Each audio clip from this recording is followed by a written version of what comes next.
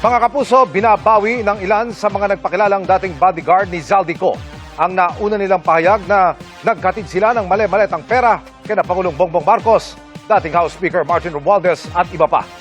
Nakatutok si Marie Zumali. Noong February 2026, lumabas sa publiko ang 18 mga lalaking nagpakilalang dating security ni dating Congressman Zaldico, ang ilan sa kanila mga dating Marines. Sa kanilang affidavit, sinabi nilang naghatid umano sila ng mali-maletang pera kina dating Speaker Martin Romualdez, kay Ko at maging kay Pangulong Bongbong Marcos. Apat sa kanila humarap sa akin kanina. Ang sinabi nila sa akin, binabawi na nila ang mga nauna nilang sinabi at kwento. Gusto lang po namin mag-recant po, ma'am, at para mabinabawi na po namin yung mga unang salaysay namin. Na ang gumagawa ho siguro di umano ng kwento na talagang gipitin at gipitin at gipitin ay kilala na ho ang mastermind dito. Sa punto, i-analyze nyo sino ang magiging leader o mastermind sa lahat ng mga nangyayari sa bansa. Panoorin nyo ito. May standing order si Pangulong Bongbong Marcos na arestuhin si Senador Bato de Rosa. Yun po ang ginit ng palasyo, kasunod ng mga kumalat na usap-usapang na aresto na umano ang senador. Para klaro sa lahat ng mga kababayan natin, dapat pangalanan kung sino yung mga officials na tinutukoy niya na nagde-defend sa China over the West Philippine Sea. Totoo ba na binawi na ho at bumaligtad na ba ang 18 Marines? Grabe ho. Isang malaki na namang katanungan ito sa atin mga kasama. Grabe ho kung ito ho'y may katotohanan dahil ang sabi rito, apat ho sa miyembro ng 18 Marines ang binabawi ang kanilang testimonya. Kung ganito ang mangyayari, bumaligtad na nga ba?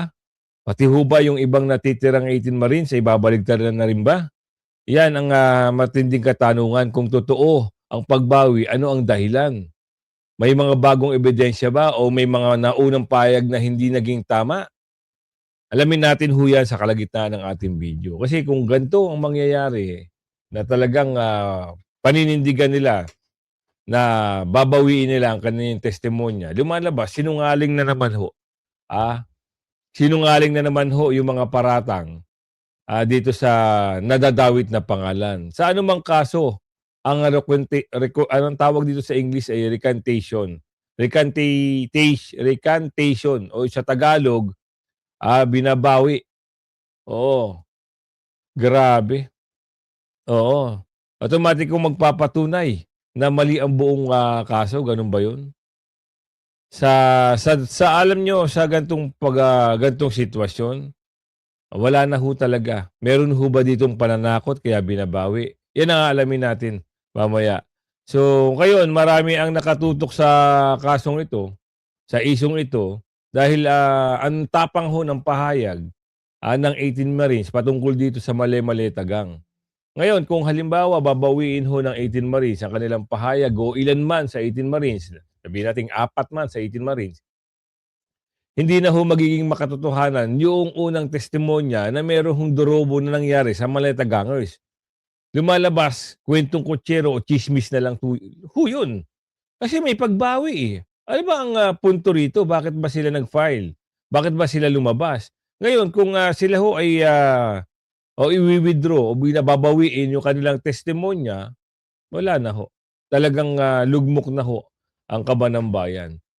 Pero bago natin pasadahan lahat ng mga ilang home video ang papasadahan natin. Meron ho ditong binanata na ho ni BP Sara, itong spokes na under ng Malacanang. So ano pa ho? Meron ho ditong pahayag na talagang meron na talagang yung pinasaringan na ho na kung sino yung mga pro-China, pangalanan. Mamaya si BP Sara maririnig nyo. Pero andyan po yung join button, pumindot ka na at sa dulo ng ating video, siyempre yung shoutout segment natin. Simulan natin dito. At hindi lang po yan pasadahan din natin itong usapin na ito na nagpapatunay na gaano kasinungaling itong si Ngagba. Noong una, alam niyo ho, di ba yung nangyari sa Senado? Na Kuya Goods? Na walang sinumang order na magpapaaresto kay Senador Bato. Ngayon, ito na ho ang kwento. Totoo na. Totoo na ho. Na ang gumagawa ho siguro di umano ng kwento na talagang gipitin at gipitin at gipitin, ay kilala na ho ang mastermind dito. Sa punto, i-analyze nyo sino ang magiging leader o mastermind sa lahat ng mga nangyayari sa bansa. Panoorin nyo ito. May standing order si Pangulong Bongbong Marcos na arestuhin si Senador Bato de la Rosa. Yun po ang ginit ng palasyo kasunod ng mga kumalat na usap-usapang na aresto na umano ang senador. Ayon kay Palace Press Officer Claire Castro, nagpapatuloy ang operasyon ng iba't ibang ahensya ng gobyerno kaugnay po sa pagtunton kay De La Rosa. Kasabay nito, inutos na rin ni PCO Secretary Dave Gomez sa Anti-Fake News Desk na tignan ang mga nagpapakalat ng fake news, lalo na po ang tungkol sa pagkakaresto daw kay De La Rosa. Sisilipin kung malisyoso ito at kung ano ang kasong pwedeng isampa sa mga nagpapakalat ng maling impormasyon. Dito lumalabas, kita nyo, meron ng panggigipit sa mga 18 Marines, pati mga, alam niyo, pati mga vloggers, sigurado idadamay na nila dito. Malamang yan, malamang sa malamang. Ganito lang ang tanong. Noong una, bakit hindi nyo inaamin sa taong bayan na gusto nyo palang paaresto si Senator Bato? Noong una, tinanggi nyo sa taong bayan, nagpa-interview pa nga siya, di ba? Wala naman daw order at kahit sino, wala akong gusto magpa-aresto kay Senator Bato. Naalala niyo ho yun, yung video na yun. Ngayon, may standing order daw ang Pangulo. Mantakin nyo. Ano ho ang kredibilidad na meron ka? Kung ganyan ho ang nababalita. Di ba? Unang araw, pangalawang araw, pangatlong araw, palipas na 1 linggo. Iba na naman ho ang kwento. Wala rin ho yung kwento nyo na may kaso na ho at kakasuhan nyo yung pisan nyo. Di ba? Nakukuha nyo. Nakanambugi. Wala na talaga Pilipinas. Basag na ho talaga ang Republika ng Pilipinas dahil sa mga mafia o sindikato daw di umano na nakapalibot sa gobyernong ito. Inaaral pa po kung ano yung mga naipakalat, kung paano naipakalat, at ano yung mga mensahe. Yan po ay bubusisiin muna. Pero hindi po ito tutulugan ng gobyerno. Lahat po ngayon ng fake news, hindi man ito, talagang pinatututukan na po ng PCO. Nako, eto na sila. Yung programa nyo, patutukan nyo. Sabi ni Aling Ledesma, baka may mali ho sa programa nyo. Kasi wala ho nagpapakalat. Alam nyo yung ganyang issue, wag nyo daw ibibintang doon sa mga Duterte supporter o Duterte vlogger. Ngayon, kung kayo ay may nakitang mali, yan ho ay diversionary tactic. Para saan? Sa issue ni Balulong, meron na ba? Kinasuhan na ba? Narinig nyo ba yung ombudsman? Meron na bang file? Inuna nyo pa si Senador Marcoleta. Nauna pa si Senador Marcoleta. Nauna pa yung maiingay pagdating dito sa issue ng maleta gangers at flood control. Ngayon, ano sasabihin nyo? Uunahin nyo. Ngayon, pasok tayo ngayon dito sa kumakalat ho na balita. Ang pagbawi ho ng pahayag o recantation sa English. Kuya Goods naman, recantation. Pinabawi ang eksklusibong ulat, meron nagbalita niya. Umami na ho yung 4. Yun ang sabi sa balita.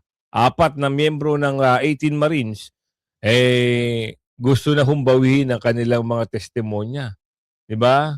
Binabawi na nila ang kanilang naunang akusasyon tungkol sa umano'y paghatid ng mali-malitang pera kina Pangulo at dating Speaker Martin Romualdez. Ano ito? Palabas na naman. Para saan? Kami yung Pilipino, kami yung mamayang Pilipino, sabik malaman kung sino at talagang makasuhan. Bakit? Ito, may kwento na naman ganito. Ito, panoorin natin Uy, 4 sa 18 ex-Marines ang nagsasabing ang kanilang salaysay ay kasinungalingan at binabawi na nila ito. Pinangakuan di umano daw sila ng malaking pera ni Balingod pero dahil hindi nangyari at gusto nilang matahimik na buhay, ayaw na nila na mga kaso, kaya kumuha sila ng abogado, gumawa ng salaysay at pasinungalingan yung kanilang unang testimonya. o yung una nilang salaysay. Grabe. Di ba? Ganun Ang ginawa nila ngayon, dahil siguro ito ho meron ding sigurong maletagang o ito ho ay na-convince ng kabilang kampo. Oo, sa analyze lang ni Aling Teresita dito. Ito hong apat na ito, baka daw di umano, nakuha ng kabilang kampo, nabayaran ng maleta at gumawa ho ng kwento na kinumbinsi lang daw ho ni Atty. Baligod. Anyway, wala ho tayong magagawa dyan kung kanilang kagustuhan yan. Ang problema, yung kredibilidad ho na hinahawakan ho yung natitirang 18 Marines, asa na ho? Kung ganito naman pala ang mangyayari. Pagdating ho ng dulo, matatabunan lahat ng issue. Pinaputok yung issue ng flood control. Sino-sino nagbigay ng impormasyon? Sila. Sila rin ang aatras. O tuloy. lang kadali. Dati, ipaglalaban ang tama. Ipaglalaban natin yung tama, walang makakapigil. Tapos, ngayon, hindi tama ang pinaglalaban namin noon. Kasinungalingan ang sinabi namin noon. Grabe. Di ba? O ngayon, lalo akong naniniwala na yung una nilang sinabi ay tama. Dahil hinabol talaga sila para bumaliktad. Hindi naman tayo maniniwala. Correct. Tama ka dyan. Hindi naman sila hahabulin para bumaligtad kung hindi walang katotohanan yung sinasabi. Kasi ang punto doon, bakit alam ng mga ito kung saan yung bahay at saan yung lugar ng mga pinagdadala na ng maleta. Ngayon, kung patatahimikan sila dahil lang sa pumutok na balita at issue na yung pangalan din ay nakaladkad ng Pangulo, so sa malamang, ginapang na ho ito, sabi ni Aling Marie. Ginapang na ito mga ito para manahimik. Hindi ho siguro nakuha yung lahat na 18, inuna muna yung 4. Huwag ho tayong papakasigurado dahil nagagawa na ho nila lahat. Mantakin nyo, si Senador Marcoleta nagawa nila ng kwento. Kung Congressman Defensor nagawa nila ng kwento. Ngayon, nakapagpiyansa si Senador Revilla. Ngayon, pinababawi ho yung piyansa, gagawa na naman ng kwento. Ang saklap, Pilipinas, babangon ka pa ba? Hindi lang doon nagtatapos. Oo, ano ho pa? Ito hong issue ng senadora at yung anak, nagagawa na rin ho ng kwento. Malaki ho yung impact ngayon dahil pinapatawag na ho sa NBI itong si Congressman Libiste para sagutin itong yung ni Batman. Oo, kilala niyo ba? Na mahilig daw. Di umano, nababanggit ho yung pangalan. Babae ang issue Ibig sabihin, kung halimbawa, parokyano ang tawag, sabi ni Aling Marie. Hindi naman ho pwede kung ganun. Kasi kung ikaw nababanggit doon sa mga ganung sitwasyon, ibig sabihin, kilala ka. Meron kang impormasyon, meron kang personal knowledge. Ang tanong doon, bakit ayaw nila ipatawag yung Jugaw, imbestigahan nila harapan sa media, via live, walang takip ang muka. Sabihin kung sino yung mga parokyano, tuloy. Wala na. Out of their own volition, babaliktad sila, or out of their own volition, mag-re-recant ng kanilang testimony o yung kanilang salaysay. Hindi naman siguro. Hindi naman tayo pinanganak kahapon. And things that are happening now during ito sa Marcos administration, lalo na lately na pati nga mga senador, di ba? Tinatakot, nakakasuhan pag hindi bumaligtad, ayan pa kaya.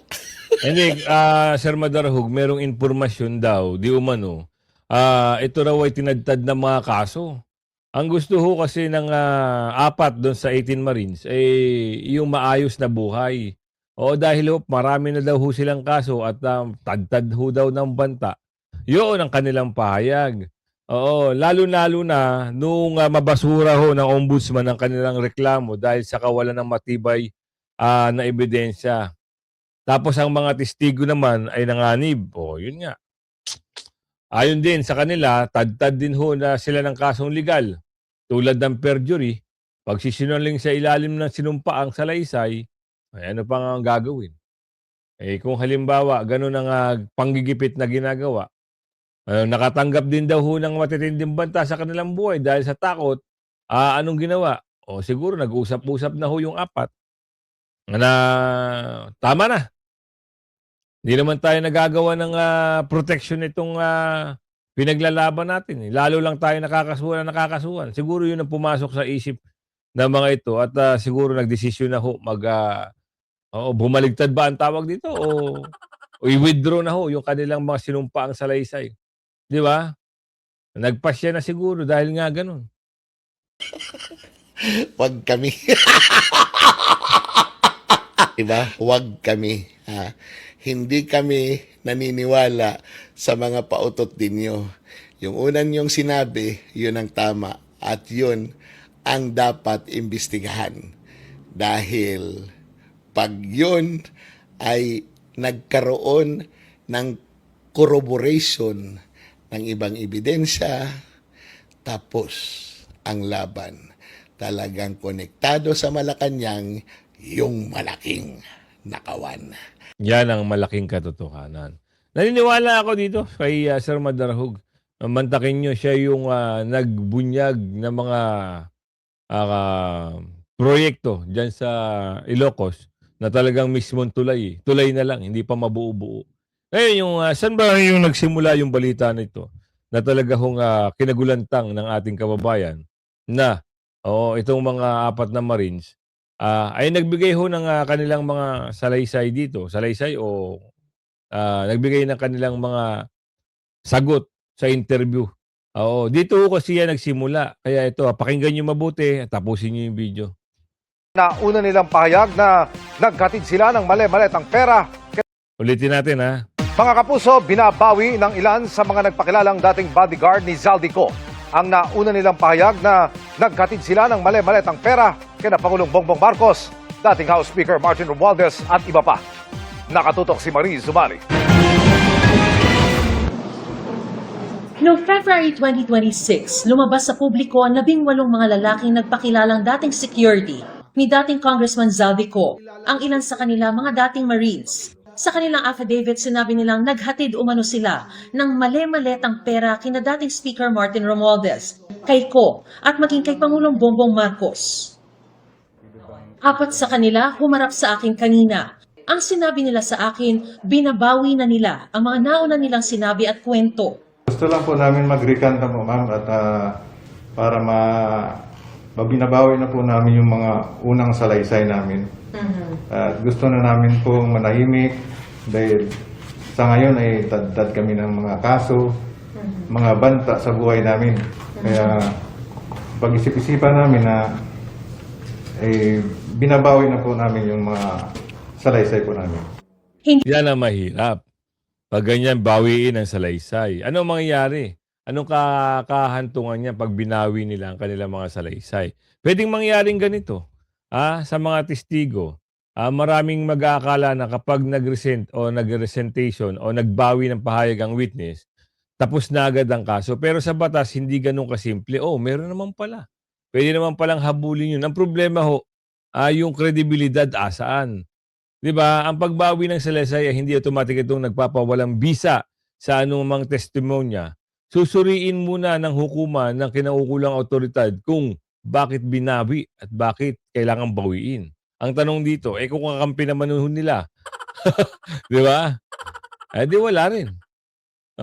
Bakit? Kusang loob ba ang pagbawi? May bagong ebidensya ba o may ibang dahilan? Yun ang mga katanungan kukumparahin ho ng husgado, aalamin. Kung paano nga, Kuya Guds, kung sa kanila nga yung korte, anong mangyayari? Malamang, hindi kampi sa kanila. Hindi sila nagpakita ng mukha sa kamera dahil sa matinding bantaraw sa kanilang buhay. Dala nila ang tigi-isang bagong sinumpaang salaysay.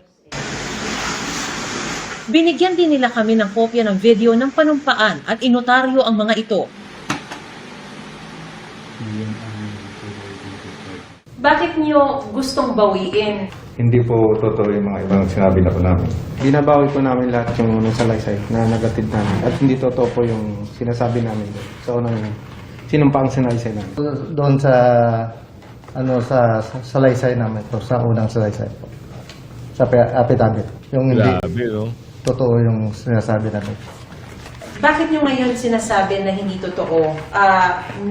Pero noon kasi pinanindigan nyo eh. Parang naguguluhan pa kami noon. Tapos, ang nagawa ng affidavit namin po ay hindi kami po.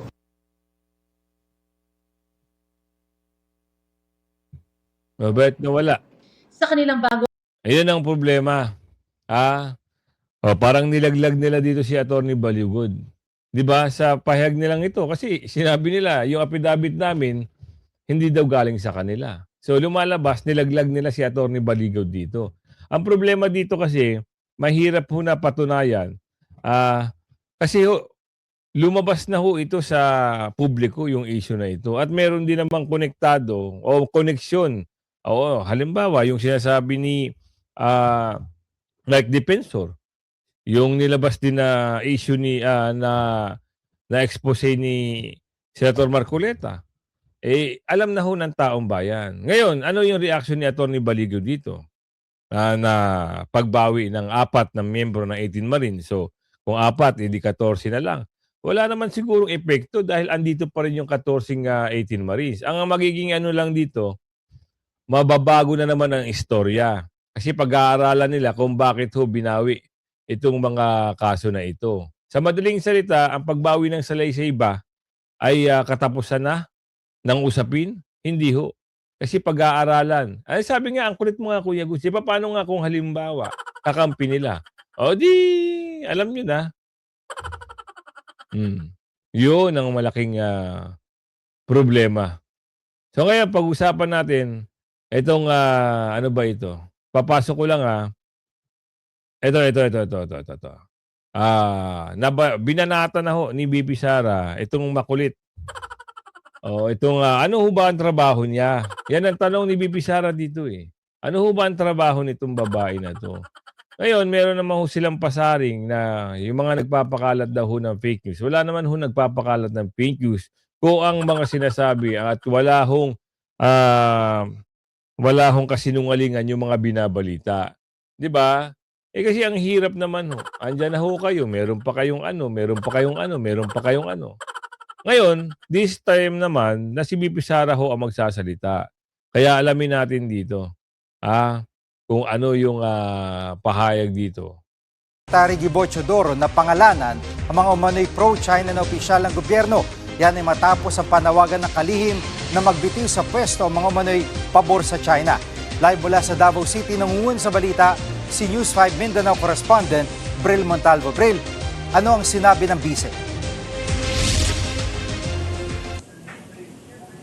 Gigi, sinabi ni Vice President Sara Duterte na mahirap magbitaw ng salita kung hindi mismo tutukuyin kung sino-sino ang mga opisyal na umano'y pro-China. Sinabi yan ni VP Sara matapos dumalo sa isang misa dito sa Davao City ngayong araw para sa selebrasyon ng Kalayuan Festival. Kung babalikan Gigi, ipinananawagan ni Defense Secretary Gibo Chodoro ang pagbibitiw sa pwesto ng mga opisyal na pumapabor sa China hinggil sa isyu ng West Philippine Sea.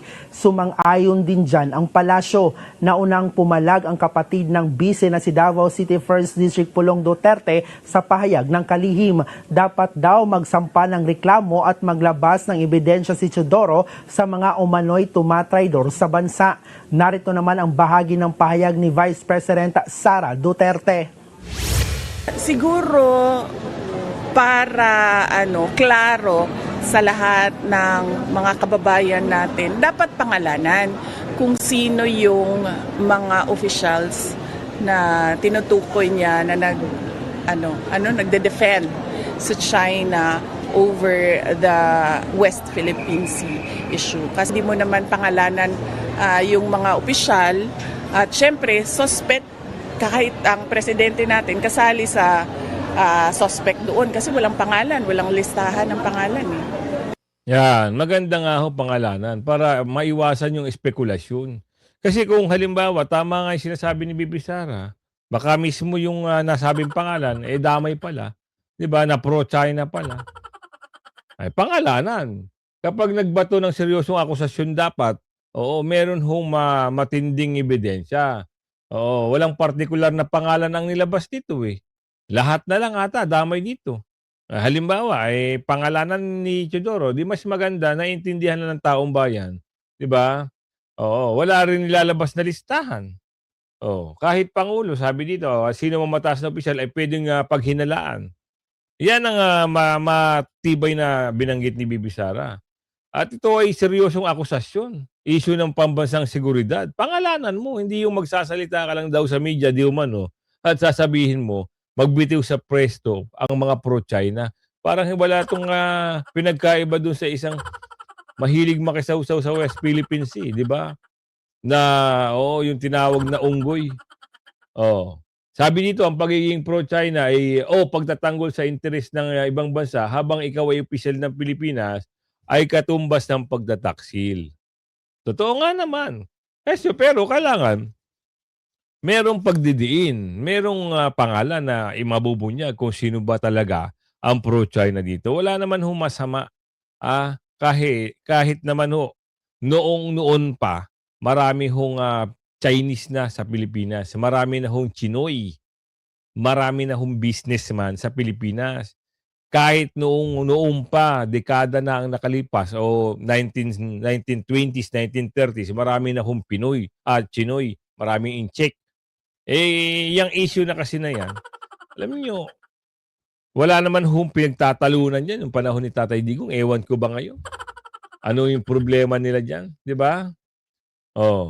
Yun lang ang sinabi ni Bibi Sara dito. Kaya mas maganda pangalanan nyo para walang espekulasyon.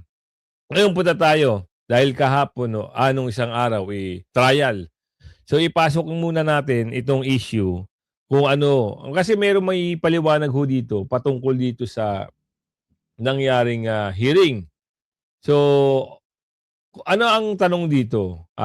Meron mga katanungan dito na maganda, sabi dito, ang confidential ba ay kailangan malinaw ang paggamit?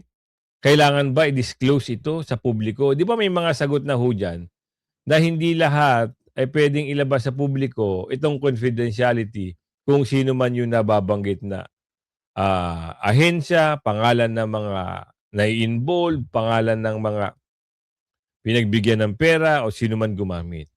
Oo, kasi ito yung paliwanag na talagang tatatak sa inyo sa utak ng Pilipino dahil meron kasi mga nagpapakalat na hindi maintindihan. Dito hindi ko naman sa kinakampihan itong abogado na ito. Hindi ko rin alam kung anong stand ng mamang ito. Pero yung paliwanag niya nakakabilib naman talaga. Maayos magpaliwanag, buo yung konsepto ng kanyang paliwanag at maiintindihan nyo ng simpleng hindi na kailangan pahabain pa ang kwento. Maiintindihan nyo. May nag-message po kasi sa akin, marami sila. Gusto nila ipaliwanag ko itong confidential funds in relation to the ongoing impeachment proceeding. So try kong i-limanize, Yan may pasok lang natin to kasi ang issue natin dito, yung video natin dito ay para doon sa pagbaligtad ng 4 sa miyembro ng Marines. At sana tapusin niyo po ang video. Ang confidential funds po, kagaya po yan ng ordinaryong pondo na kinakailangan i-liquidate o kailangan i-justify mo yung paggasta to make sure that they are actually spent in accordance with the purpose for which they are earmarked. So ang nangangasiwa po dyan, ang COA. So ang COA po nag-audit, nag-evaluate. Ang ahensya po, isusumiti niya lahat ng dokumento na magpapatunay o magja-justify ng pondong binigay sa kanya. So pwedeng kasama yung mga vouchers, invoices, resibo, kahit po pictures po pwede. Kapag hindi po satisfied ang COA, mag-i-issue pa ng audit observation memorandum. So binibigyan ang ahensya ng 15 days within which to rectify the error at magsabit ng mga kulang na dokumento. Halimbawa, nawawala yung mga resibo. Now, if COA is still not satisfied, magre-resulta yan sa notice of suspension, isususpend ang payment sapagkat hindi po ma-justify yung proyekto. Ang pinaka-ultimate na mangyayari rito, yung issuance ng notice of disallowance. Final po yan or final na findings po ng COA na yung disbursements ay irregular. So magkakaroon ng restitution, ipababalik sa'yo yung pera na hindi mo maipaliwanag. Ang magandang tanong lang, kapag may notice of disallowance, ibig ba sabihin guilty ka na ng plunder o yung pera na punta sa bulsa mo? So interestingly, wala po nakikreate na presumption just because may notice of disallowance or may findings ang COA. Bakit? Ang basis ko po dyan, yung decision mismo ng Korte Suprema sa kaso po ng Gloria Macapagal Arroyo versus People. It's a 2016 case. Sabi po ng Supreme Court, just because disbursements are irregular, which could also mean issuance nga ng notice of disallowance among others, it does not necessarily mean po na magre-result sa plunder yan. Bakit?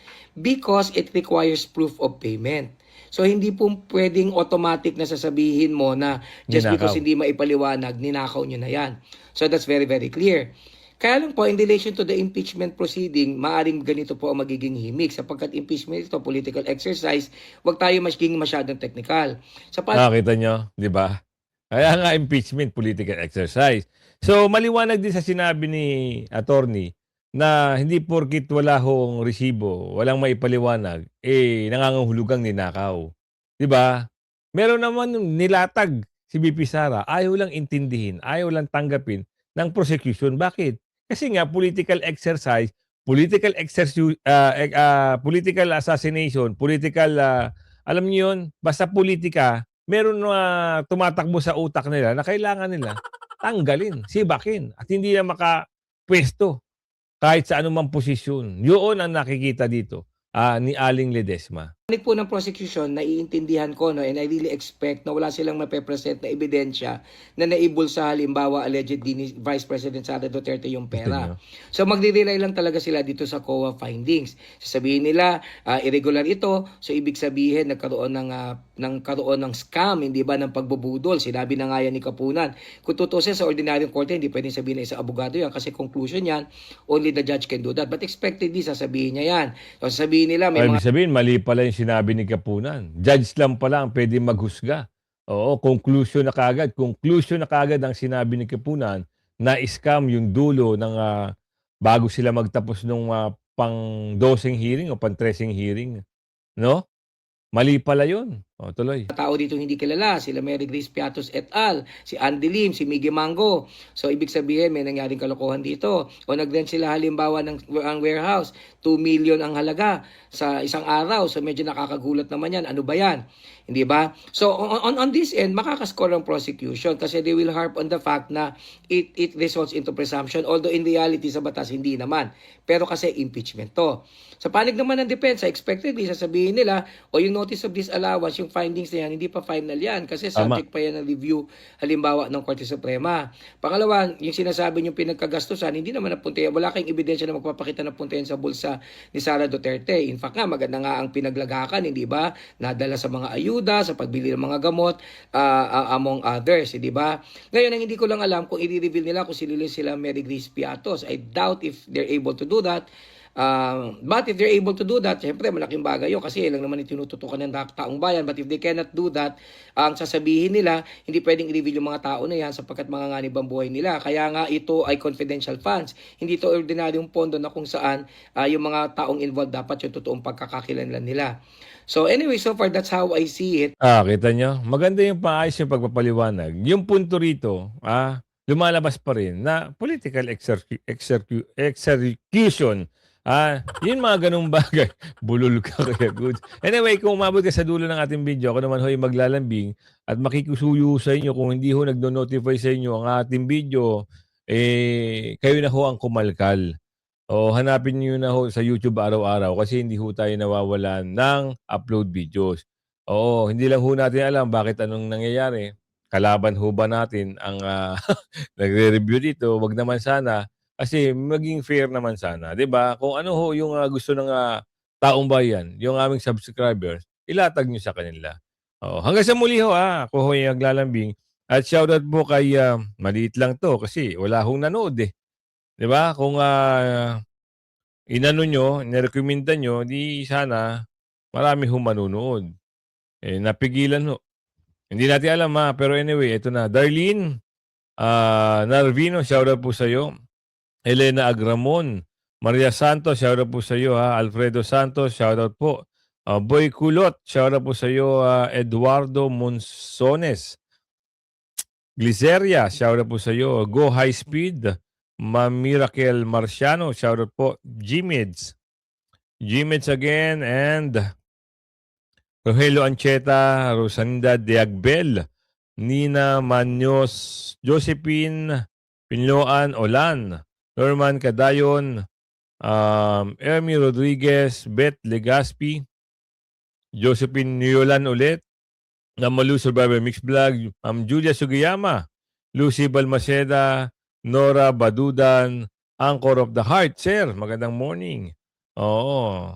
And then, Romeo Rosete, Sir Kayamat, Melvin Flores, Monet, at Shannon, Shannon 12888.